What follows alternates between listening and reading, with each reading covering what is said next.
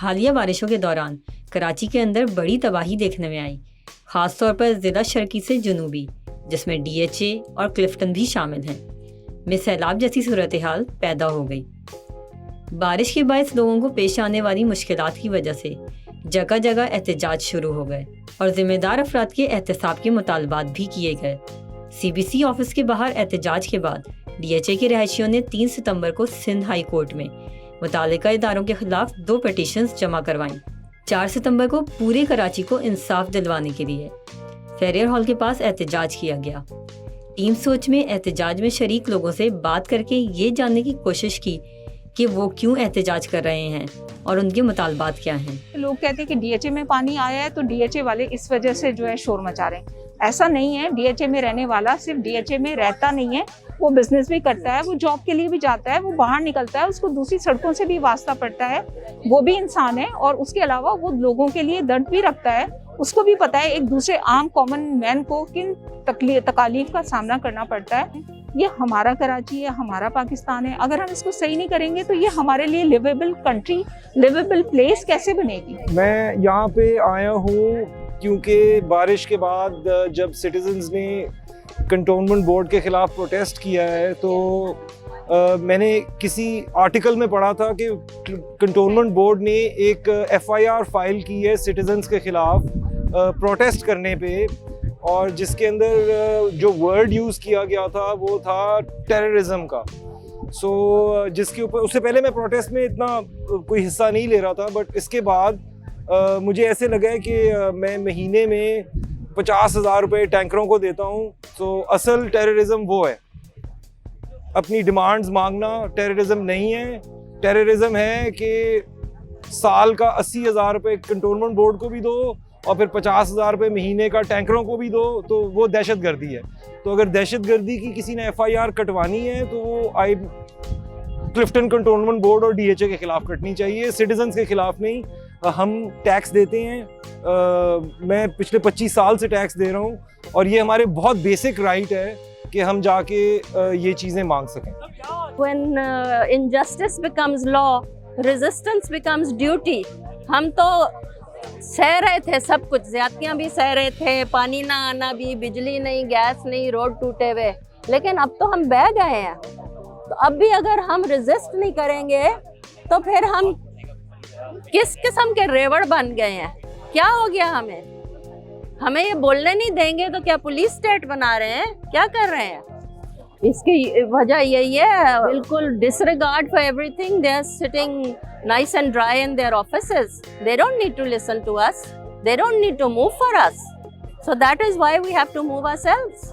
ताहम कुछ शुरा का कहना था कि शहर का बेहतर इंफ्रास्ट्रक्चर सिर्फ टैक्सेस अदा करने वाले शहरियों के लिए ही नहीं, बल्कि कराची में बसने वाले सभी लोगों का हक है, चाहे वो किसी भी तबके से ताल्लुक़ रखते हों। कुछ ने अवामी नुमाइंदगी, हुक्मरानी के तरीक़ेकार और माहौलियाती तब्दीली जैसे मसाइल की निशानदेही की, जो बकौल उनके शहर के मौजूदा मसाइल की वजह हैं। इस शहर में 50 साल से इतना जुल्म हो रहा है कि 25 लाख लोगों की उनकी अब 2 जनरेशनें बड़ी हो गई हैं, उनके बच्चे ID कार्ड नहीं बना सकते। 30-30 साल के हो गए, उनके बच्चों के बच्चे हो रहे हैं, उनके ID कार्ड नहीं बनते। तो हम तो अपने पानी के लिए रो रहे हैं, वो 30 साल से हम लोगों को काउंट ही नहीं किया। तो जब तक हम लोगों को काउंट नहीं करेंगे, आपके रिसोर्सेज हमें पता ही नहीं चलेंगे कि रिसोर्सेज हमें कैसे मिल रहे हैं। तो लोगों को काउंट करना सबसे पहली बेसिक है, पहला नुक्ता है जहाँ से चीज़ें शुरू होती हैं। अभी आजकल ये एक उठा हुआ है एक आइडिया कि हमें इसलिए ज़रूरत है नेसेसिटीज़ की कि हम लोग टैक्स देते हैं। अब उन लोगों का क्या किया जाए जो टैक्स नहीं देते, जो एलिजिबल ही नहीं है टैक्स लाइन के ऊपर आने की। उनको क्या हक नहीं है कि उनके घर में पानी आए, बिजली आए, उनके बच्चे सही से खेल सके, उनकी बीमारियां नहीं फैले। तो हमें उनके लिए आवाज़ उठाने की बहुत ज़्यादा ज़रूरत है। हमें रियलाइज़ करने की ज़रूरत है क्लाइमेट चेंज एक आइसोलेटेड इशू नहीं है, हमारे हुक्मरान से अलग नहीं है, हमारी इंडस्ट्री से अलग नहीं है। तो हमें सब चीज़ों को एक साथ लेके चलने की ज़रूरत है। हमें उन कंपनी से पूछने की ज़रूरत है कि वो अपना वेस्ट कहाँ पे डिस्पोज कर रही है। हमें हुक्मरानों से पूछने की ज़रूरत है कि हमारे फंड्स जा कहाँ रहे हैं। अगर आपके पास फंड्स नहीं है, हमें समझ आता है, बट आप बताएं तो हमारे फंड्स जा कहाँ पे रहे हैं। Basically, we are here for Justice for Pakistan protest, and the reason why we are protesting is because we have been basically ruled by 2 political parties जिन्होंने हमारा जीना हराम कर दिया है। जीना हराम करते हैं. They are basically in a power struggle. There is trust deficit as well between both these parties. The first is MQM, the other is People's Party. Voter base के कोई काम बुनियाद नहीं है, कुछ भी नहीं है. मैं उर्दू स्पीकिंग हूँ, मुझे वोट दो. मैं सिंधी हूँ, मुझे वोट दो. बेसिक इशूज पे कोई नहीं बात कर रहा. This is Karachi district which is bleeding. ये जो बरस रहा है, ये पानी नहीं बरस रहा है, ये खून बरस रहा है. और उसने पूरे कराची को डुबो दिया है. और द रीज़न वाई कि हम लोग इस प्रोटेस्ट पे आए हैं क्योंकि ये पूरे कराची के लिए. ये एक सिर्फ जो है अपना पर्टिकुलर एरिया के लिए नहीं है. जो बुनियादी मसले हैं वो सारे पानी में डूब गए. और ये लोग एक दूसरे को खींच रहे हैं. ट्रस्ट डेफिसिट की वजह से ये तबाह हो रही है कराची डिस्ट्रिक्ट. लेकिन इनकी रस्सी जो है कोई और इनके ऊपर है, कोई कंट्रोल कर रहा है इनको, कोई है. अब उसके बात नहीं कर सकते, पागल बात नहीं कर सकते. ये रस्सी इधर जा रही है, एक रस्सी इधर जा रही है, और ये है बूट है क्या. अब बूट जो है वो किस चीज़ की सिंबलिज्म है. बेसिकली हम सिंबलिज्म यूज़ कर सकते हैं क्योंकि ओप्रेसर को मुंह पे तो कुछ नहीं बोल सकते. 17 इलाकों में आपने कराची को बांटा.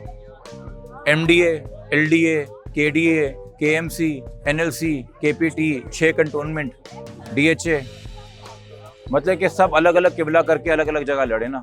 इसके फ़ायदे क्या हैं? कराची की आवाम कभी इकट्ठी ना हो, तमाम पॉलिटिकल स्टेक होल्डर्स को एक दूसरे की गलती निकालने का मौका मिल जाए. अरे वो अथॉरिटी तो उनके अंडर है, अरे ये अथॉरिटी उनके अंदर है, अरे इस अथॉरिटी कैसे हम काम नहीं कर पा रहे. तीनों एक दूसरे को हार बना रहे हैं. PTI, MQM, पीपल्स पार्टी उसमें लगे हुए हैं और हम एक गम चक्कर में फंसे. इस मुल्क में अगर वज़ीर आज़म का एहतसाब हो सकता है पनामा केस में, और इस मुल्क में अगर सुप्रीम कोर्ट के एक जस्टिस का एहतसाब हो सकता है, उसकी वाइफ को बुलाया जा सकता है, 20 साल की पेपर ट्रेल मांगी जा सकती है, तो क्या कंटोनमेंट वज़ीर आज़म से और सुप्रीम कोर्ट के जजेस से ज़्यादा इफेक्टिव हो गया है? ये आप इसको अपील समझ लें, मैं तो कहूँगा चैलेंज समझ लें फॉर जुडिशरी, जिसके पास सुओ मोटो पावर्स हैं. One of your own brother जजेस, and don't censor this, Gulzar साहब, चीफ जस्टिस साहब, one of your own brother जजेस has been taken to task. 20 साल का एहतसाब उनसे लिया जा रहा है. उनकी बेगम को बुला कर रुस्वा किया जा रहा है. उनके ससुर का जब जनाजा था उस दिन घर पे चस्पा करके गए नोटिस, ताकि पूरे रिश्तेदार आके देखें कि एहतसाब कर रहे हैं हम लोग.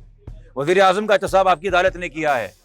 या तो तस्लीम कर लीजिए, आपकी खामोशी बता देगी मुझे बतौर शहरी कि DHA और CBC वज़ीर आज़म और सुप्रीम कोर्ट के जजेस से ज़्यादा ताकतवर हैं, वरना हम इंतजार कर रहे हैं आपके सुओ मोटो का.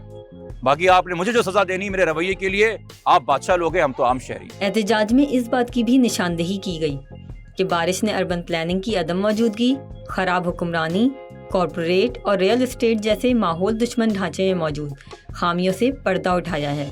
कराची के रिहायशियों की जानिब से एहतसाब के मुतालबे के बाद क्या इंतज़ामिया मुस्तकबिल में शहर की प्लानिंग के दौरान आवाम के मफादात को मद्देनज़र रखेगी?